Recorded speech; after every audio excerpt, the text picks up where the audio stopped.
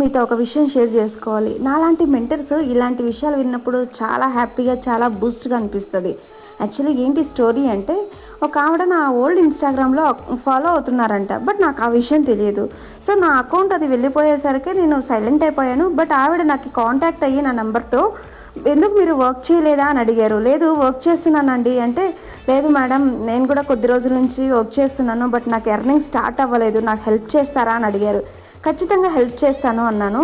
So నేను చెప్పిన కొన్ని పాయింట్స్ తను క్యాచ్ చేసుకుని విత్ ఇన్ 1 డేలో తన వర్క్ని స్టార్ట్ చేసింది, తను ఎర్నింగ్స్ చేసుకుంది.